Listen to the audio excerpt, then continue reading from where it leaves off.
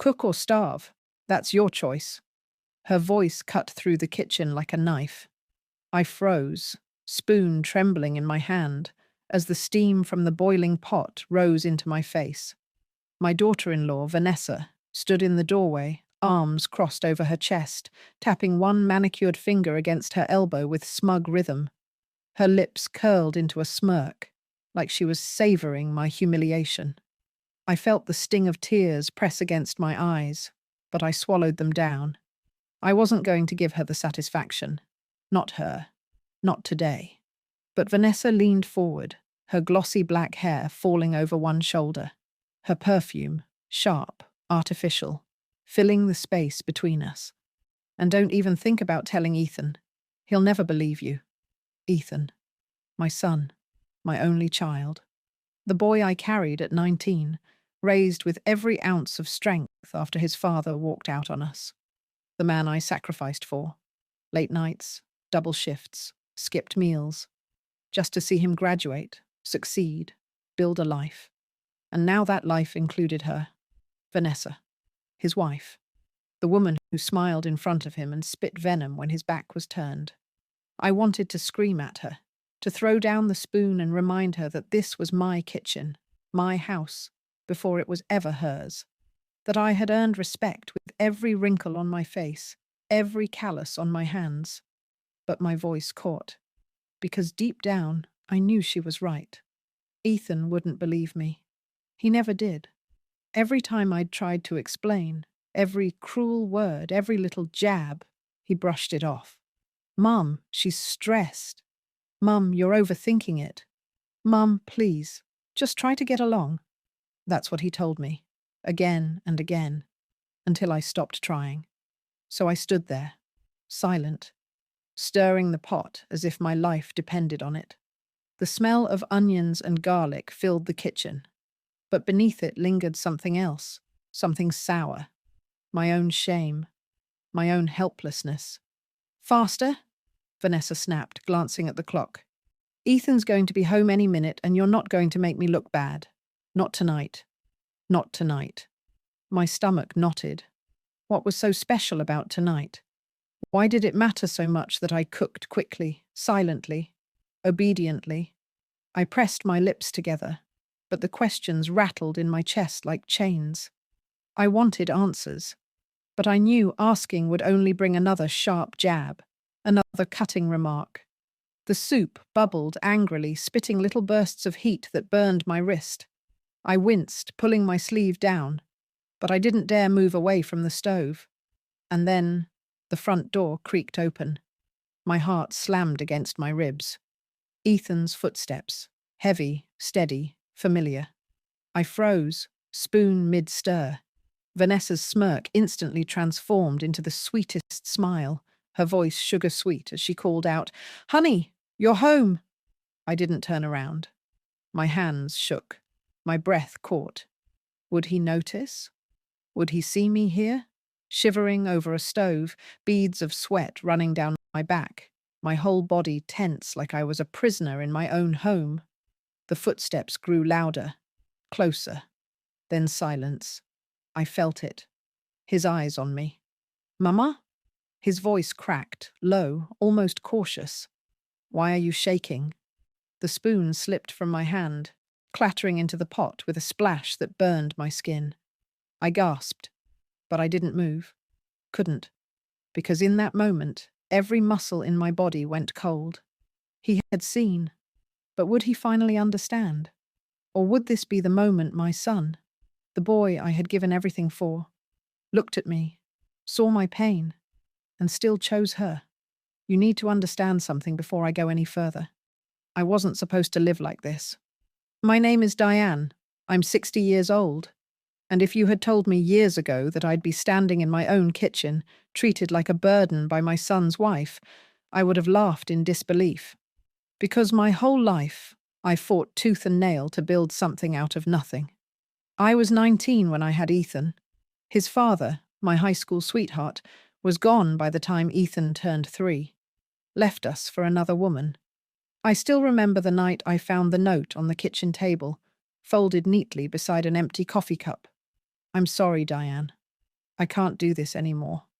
I didn't have time to cry. I had a toddler clinging to my hip and a pile of bills on the counter. So I worked. Day after day, night after night. I cleaned offices at midnight. I flipped burgers in the morning. On weekends, I sewed clothes for neighbors just to scrape together enough to buy Ethan his first pair of sneakers that weren't from the thrift store. I used to whisper to him at night when he was small, "One day, baby, you'll have everything I never did. One day you'll live the life I could only dream of." And I meant it. So when he grew up strong, smart, and ambitious, I thought my sacrifices had finally been worth it. He got into college on scholarships, graduated with honors, and landed a steady job in finance, the kind of job that gave him pressed suits, a shiny watch, and weekends at wine tastings I could barely pronounce. I was proud, so proud. And then he met her, Vanessa. She was stunning, I'll give her that. Chestnut hair styled in perfect waves, lips painted red like she had stepped right out of a magazine. She was 10 years younger than Ethan, a yoga instructor with a social media following, always dressed in designer clothes that looked effortless, but cost more than I made in a month.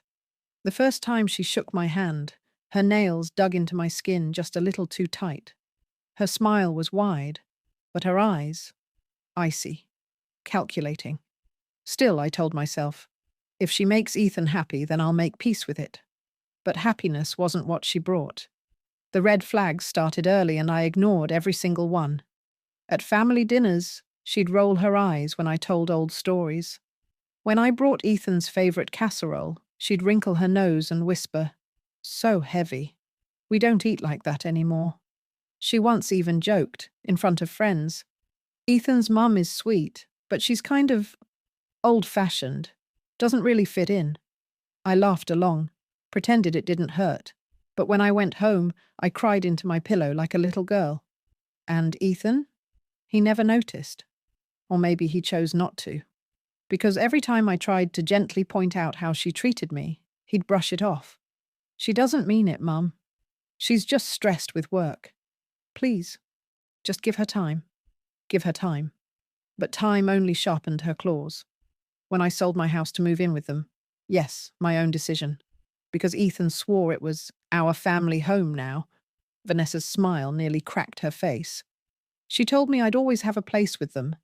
But the second the papers were signed, I noticed how she started rearranging everything. The furniture, the kitchen, even the family photos. Mine disappeared from the walls, one by one. And then came the rules. "Diane, don't use too much detergent. It ruins the machine. Diane, if you're going to cook, you need to make it healthier. Ethan doesn't need all that butter. Diane, can you please not tell Ethan about this? He doesn't like conflict." It was like death by 1,000 cuts. Small humiliations stacked on top of each other until the weight nearly crushed me. I tried to stay quiet, to convince myself I could endure it. After all, wasn't this what mothers did? Sacrifice their pride for their children's happiness. But every day, I felt myself shrinking. Until one night, when Vanessa's mask finally slipped in a way I could never ignore. It was late. Ethan was away on a business trip. I was folding laundry when I overheard her phone call. Her voice was sharp, angry, hissing through the walls. And what I heard made my blood run cold. I can still hear her voice from that night, slicing through the thin walls of the house like a dagger. "Yeah, he has no idea," Vanessa whispered into the phone. Her tone was sharp, smug, dripping with contempt. "His mum does whatever I tell her. She's basically my maid. And the best part, he thinks she chooses to help." My knees buckled. I sat down on the edge of the bed, a pile of laundry tumbling from my lap. The shirts, the socks, they scattered across the floor, but I couldn't move. My chest tightened as she laughed. A low, cruel laugh that didn't sound like the sweet woman she pretended to be in front of Ethan. "She's pathetic," Vanessa continued, "always looking at me like she wants approval. Like, get a clue, lady, you're in my house now." My house. The walls seemed to tilt, My breath came fast, shallow. I pressed a hand over my mouth to stop the sob rising in my throat. I wanted to storm out there. I wanted to rip that phone from her hand and scream, "This was my house before you. I raised Ethan without anyone's help. I bled for this family." But I stayed frozen, silent, invisible in my own home. Because what if she was right? What if Ethan really did see me as a burden? What if all my sacrifices were just background noise in his shiny new life? The phone call ended with her laughter echoing down the hall, and I sat there in the dark, surrounded by unfolded laundry, staring at the floor like a woman who'd lost everything. That night, I barely slept. The next morning, she acted as though nothing had happened, cheerful, humming as she blended her kale smoothie, asking if I could iron Ethan's shirts before his trip ended. I nodded, my throat raw, my eyes burning from sleepless tears. And it only got worse. She started snapping at me openly. "Don't put too much salt in the pasta, Diane. Why are you wearing that old cardigan again? It makes the house look depressing. Do you have to sit in the living room while I'm recording my yoga videos?" I became a ghost in my own life. Careful, quiet, until the day it all boiled over. It was a Tuesday evening. I remember because the sun was setting, orange light flooding the kitchen. I had been stirring soup for nearly an hour, sweat dripping down my back. Vanessa leaned against the counter, scrolling on her phone, barely glancing at me. "Faster," she said without looking up. My hand trembled. "I'm trying," I whispered. She looked up then, her eyes narrowing, her lips curling into that familiar smirk. "Then try harder. You're so slow, Diane. No wonder Ethan always feels stressed when he's home. You make the whole house feel heavy." Her words hit me harder than a slap. I felt something inside me snap. "Don't you dare talk about me like that," I said, my voice shaking. Her eyebrows shot up in mock surprise. Then she leaned closer, lowering her voice to a venomous whisper. "Cook or starve." And she shoved the grocery bag toward me, the sound of cans and vegetables crashing against the counter. I stood there, stunned, my hands clenched so tight the spoon nearly broke in half. And that's when the front door opened. Ethan's voice echoed down the hallway. "Mum? Vanessa? I'm home." Vanessa's face changed in an instant. The smirk melted into a wide, sugary smile. She smoothed her hair, fixed her blouse, and called out sweetly, "Honey, you're just in time for dinner." I froze. Would I tell him? Would I finally reveal what she'd said, what she'd done? Or would I stay silent, let her win again, and keep shivering in the shadows of my own home? The footsteps came closer. My son's familiar silhouette appeared in the doorway. His eyes landed on me, sweating, trembling, gripping the spoon like a lifeline. And for the first time, I saw confusion flicker in his face. Concern. "Mama?" he asked softly. "Why do you look so scared?" Ethan's question hung in the air like smoke. "Why do you look so scared?" My lips parted, but no sound came out. My chest rose and fell in short, shallow breaths, and the spoon rattled in my trembling hand. Vanessa slipped into the silence like she always did, swift, polished, manipulative. She let out a light laugh, brushing a strand of her chestnut hair behind her ear. "Oh, Ethan. She's fine. She just gets overheated when she cooks. I told her she should sit down, but you know your mum. Always fussing." Her voice dripped with sweetness, honey laced with poison. Ethan's eyes darted between us. I could see the confusion on his face, the doubt tugging at him. For a moment I thought, finally, he sees it. I took a shaky breath. "Ethan, I—" But Vanessa cut me off, stepping closer to him, laying a hand on his chest like a protective wife. "Don't worry, baby. Dinner's almost ready. Why don't you go wash up? You must be exhausted from work." Her smile was so wide, so convincing, I watched the concern drain from his face in seconds. He nodded, kissed her cheek, and gave me a quick glance before heading down the hall. And just like that, The moment was gone. I wanted to scream, to grab his arm, shake him, make him see. But the words stuck in my throat, heavy as stones. Vanessa turned back to me, her smile vanishing the second he was out of sight. Her eyes narrowed, sharp and cutting. "Don't you ever try that again," she hissed. "He's mine now. You had your chance to be his whole world. Now you're just extra. Extra."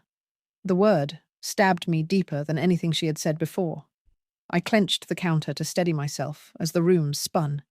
She brushed past me, humming a tune as if nothing had happened, leaving me there with my shame and boiling soup. But the collapse came sooner than I expected. It was that weekend. Ethan had invited a few colleagues over for dinner. Vanessa was determined to show off. Her perfectly decorated dining room, her organic menu, her homemaker charm. Except she didn't lift a finger. I cooked. I set the table. I ironed the tablecloth. All while Vanessa floated around the house, sipping wine and arranging flowers. By the time the guests arrived, I was exhausted, my hands raw from scrubbing, my back aching from bending over pots and pans. "Wow, Vanessa, this spread looks amazing," one of Ethan's colleagues gushed, eyeing the roast chicken and homemade bread. Vanessa flashed her movie star smile. "Oh, thank you. I worked so hard all day." The words slammed into me like a truck. My jaw tightened. She was stealing my work, my effort, my pride, and passing it off as hers. I waited for Ethan to correct her, to say, "No, my mum did all this. She always takes care of us." But he didn't. He just smiled, proud, as if she had truly done it all. And then, the disaster. Halfway through dinner, one of the guests complimented the bread. "This is so soft. Vanessa, you'll have to give me your recipe." Vanessa laughed, waving a hand. "Oh, it's a family secret. My grandmother taught me years ago." My stomach churned. That recipe wasn't hers. It was mine. It was the bread I'd baked for Ethan's birthdays since he was 10. The heat in my chest grew unbearable. I felt my face flush, my hands shaking under the table. "And then," I snapped. "That's not your recipe," I blurted out, my voice louder than I meant. The table fell silent. Every head turned toward me. My heart hammered in my ears, but I pressed on. "That's mine. I made that bread. I made all of this dinner." The air went heavy, like the room had run out of oxygen. Vanessa's smile froze. Her wine glass trembled in her hand. Ethan's colleagues exchanged awkward glances. One cleared his throat, another coughed into his napkin. "And Ethan?" Ethan's face hardened. "Mum," he said slowly, his voice firm, warning. "Why would you say something like that?" I stared at him, my mouth dry, my heart shattering into pieces. Because in that instant I realized the truth. He didn't believe me. Not at all. The silence at that dinner table still haunts me. I had spoken my truth, loud and clear. But instead of support, I felt the walls close in. The clink of silverware stopped. The laughter evaporated. And Ethan's glare burned into me like fire. "Mum," he repeated, sharper this time. "That was uncalled for." I felt my throat tighten. My palms grew slick. I wanted them to know. But Vanessa jumped in, her voice trembling with well-practiced fragility. "It's okay, Ethan. She didn't mean it. I'm sure she's just tired." Her wide eyes shimmered with fake hurt, like she was the victim. She reached across the table, resting her manicured hand on mine for the performance. "I don't mind sharing credit, Diane. I know you helped." Helped? The word seared me. I hadn't just helped. I had done everything. The guests shifted uncomfortably, offering forced smiles, trying to drag the evening back to life. But the tension lingered, thick as smoke. By dessert, nobody was really eating. Nobody was laughing. And when the door closed behind the last guest, Ethan exploded. "What the hell was that, Mum?" His voice was sharp, loud enough to rattle the glasses in the cabinet. "You embarrassed Vanessa in front of everyone." Embarrassed? I stared at him, my voice trembling. Ethan, I cooked everything. She, she lied. She said the bread was her grandmother's recipe, but it was mine. You know it was mine. Vanessa gasped softly, pressing a hand to her chest like she'd been stabbed. Ethan, I never claimed. Don't, I snapped, the anger finally boiling over. I heard you. I heard every word. Her face flickered for just a second, the smirk threatening to break through her mask, but she quickly replaced it with tears, big crocodile tears that slid down her cheeks. Ethan, she whispered, voice cracking. I don't know why she hates me so much. My heart dropped. Hate? Ethan turned to me, jaw tight. Mum, I don't know what's gotten into you lately, but this has to stop. And just like that, I was the villain.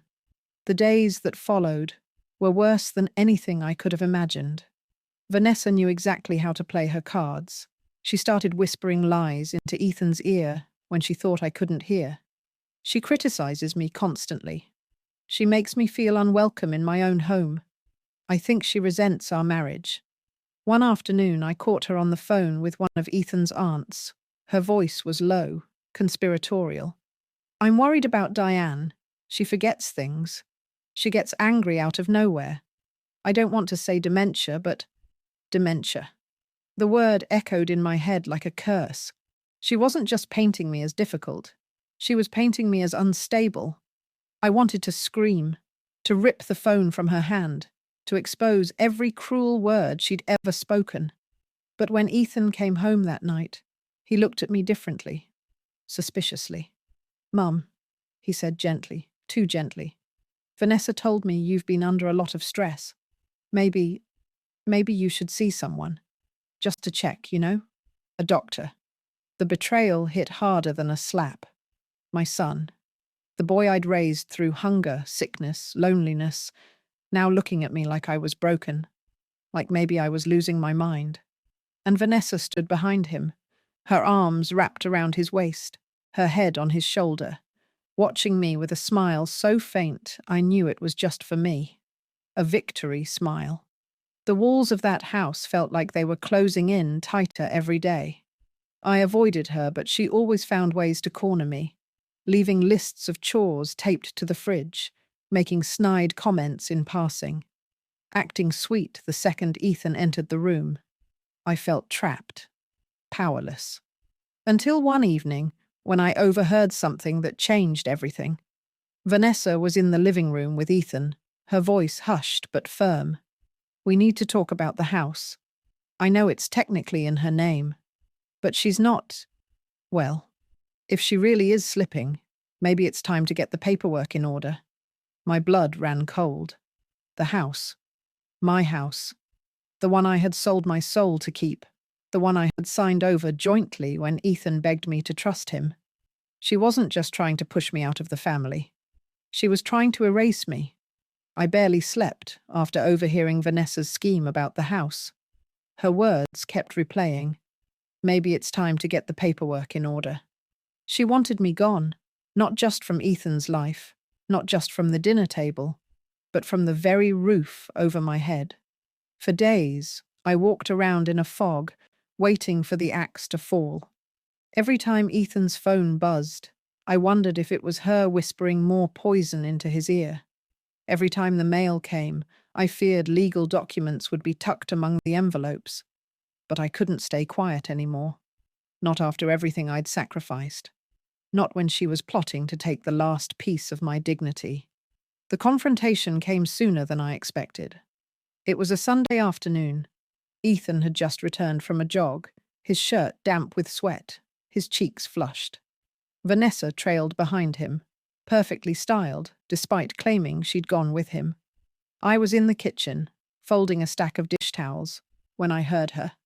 Ethan, we can't keep ignoring this, she said, her voice firm but soft enough to sound caring. Your mum isn't well. She's paranoid. She lashes out. Last week, she accused me of lying in front of your colleagues. If we don't act, she could ruin everything you've built. Her words sliced through me. Paranoid? Lashing out? I dropped the towel. That's enough. I said, stepping into the living room. My voice trembled, but I didn't care. You will not lie about me in my own home. The room fell silent. Ethan froze, his eyes flicking between us. Vanessa's lips parted, then curved into a trembling smile. Diane, please, she said, her tone laced with fake pity. We're just worried about you. I laughed bitterly. Worried? You've done nothing but belittle me since the day you walked through that door. Ethan raised a hand, his brow furrowed. Mum, let's calm down. No! The word shot out of me before I could stop it. My hands shook, but my voice grew louder, stronger. I will not calm down, Ethan. Not when she's trying to make me look crazy. Not when she's trying to steal this house out from under us. His eyes widened. What are you talking about? I turned to Vanessa, glaring. Tell him. Tell him what you said. About the paperwork. About how I'm not well enough to handle things anymore. For the first time, Vanessa faltered. Her perfect smile cracked, her jaw tightening. But she recovered quickly, shaking her head. Ethan, that's not true. She must have misunderstood. She's been under so much stress. Stop lying. My voice shook the walls. I heard you. With my own ears. And don't you dare twist this anymore. Ethan looked at her, confusion flashing across his face. Vanessa, did you say that? She laughed nervously, reaching for his arm. Of course not. Baby, you know I'd never… But this time, something in his expression shifted. For the first time, doubt crept in. I stepped closer, my voice breaking but fierce. Ethan, I raised you alone. I worked 3 jobs to keep food on the table. I bled. I starved. I gave up everything so you could have a better life. And now she wants to erase me, to make you believe I'm weak, unstable, worthless. But I am none of those things. Tears spilled down my cheeks, hot and unstoppable. I am your mother, and I will not let her destroy me. The room crackled with tension. Vanessa's face flushed crimson, her mask slipping for the first time. She turned to Ethan, her voice shrill. Are you really going to believe her over me? After everything? She's manipulating you, don't you see? But Ethan didn't answer. His jaw clenched. His gaze lingered on me, then on her. And in that silence, I saw her panic rise. For once, the control wasn't entirely hers. Vanessa's eyes darted wildly, her voice cracking. You know what? Maybe this isn't working. Maybe your mum should just leave. The words hung in the air like a final blow. But instead of breaking me, they lit a fire inside. No, I said, my voice low but steady. I'm not leaving. Not this house. Not my son.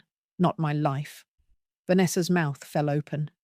Ethan exhaled slowly, his shoulders heavy. And then he spoke words that made my heart stop. Maybe it's time I heard everything. From the beginning. Ethan's words echoed in the silence. Maybe it's time I heard everything. From the beginning. Vanessa's face drained of colour. She wasn't expecting him to say that. Not after months of spinning her web, feeding him lies and turning him against me. For the first time she looked cornered. My chest rose and fell in shallow breaths. But I knew this was my chance. Maybe my last chance. So I told him. I told him about the insults whispered when he wasn't around, about the phone call where she mocked me, calling me her maid, about the night she claimed my bread recipe as her grandmother's, humiliating me in front of his colleagues, and finally, about overhearing her scheme to take the house. Every word spilled out of me, shaky but unstoppable. Ethan's expression shifted as I spoke. Shock, anger, confusion, and finally something that looked like realization. Vanessa tried to cut in, her voice desperate. She's exaggerating. She's twisting everything. But Ethan held up a hand, silencing her. His gaze locked on me. Mum, why didn't you tell me sooner? My heart cracked. Because every time I tried, you brushed me off. You believed her over me. My voice broke. And I was afraid. Afraid that if I pushed too hard, I'd lose you completely. The tears I had swallowed for months spilled freely now, running hot down my face. For a moment, Ethan stood frozen. Then he turned to Vanessa. "Is any of this true?" His voice was low, dangerous. She faltered, just for a second. Her eyes darted to the floor, then back to him. "Of course not, Ethan. She's jealous. She can't stand not being the center of your life anymore." But Ethan's jaw clenched. I knew that look. It was the same one he had as a boy when he caught a classmate lying. His eyes narrowed, sharp, cutting through her excuses. "Enough, Vanessa." The words landed like a hammer. Her mouth fell open. "What?" I said enough. "I've ignored the signs for too long. I wanted to believe you, but I know my mother. She's never lied to me. Not once." The blood drained from her face. She stumbled back a step, her voice rising. "You're really taking her side? After everything I've done for you?" Ethan's voice cracked with anger. "What you've done for me. You manipulated me. You disrespected the one person who sacrificed everything for me. You tried to steal the house she worked her whole life to build." Vanessa's hands shook. She opened her mouth, but no words came out. For the first time, her mask had shattered completely. And then she left. Stormed out the front door, slamming it so hard the walls shook. The silence that followed was deafening. I stood frozen, my heart pounding in my chest. My knees felt weak, like I might collapse. Then Ethan turned to me. "Mama?" His voice was soft, almost broken. His eyes glistened with tears. "I'm so sorry. I should have listened. I should have believed you." I tried to speak, but all that came out was a choked sob. He stepped forward, wrapping his arms around me like he hadn't done in years. And for the first time in so long, I felt my son, not as the man torn between two lives, but as the boy I'd raised, the boy who once clung to me when storms shook the house. We stood there for what felt like forever. The days that followed were messy. Tears, apologies, hard conversations. Ethan confronted Vanessa directly. Divorce papers came soon after. The house, safe. My name remained on it, untouchable. But more than the legal battles or the shouting matches, what mattered most was this. Ethan saw me again. He finally understood the truth. And me. I found something I thought I'd lost forever. My voice.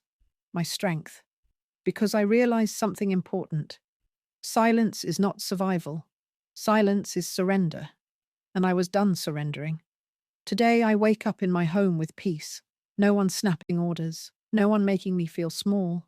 Just me, my garden, my coffee, and the freedom I thought had been stolen. And Ethan? He visits often now, alone. And every time he thanks me for never giving up on him, even when he couldn't see the truth. Would I ever forgive Vanessa? No, not for the lies, not for the cruelty. But I don't need revenge. Her absence is victory enough. And if you take anything from my story, let it be this. Never let anyone erase your worth. No matter how small they try to make you, your truth will always shine through if you find the courage to speak it. So tell me, if you were in my shoes, what would you have done? Let me know in the comments, and don't forget to subscribe for more true stories.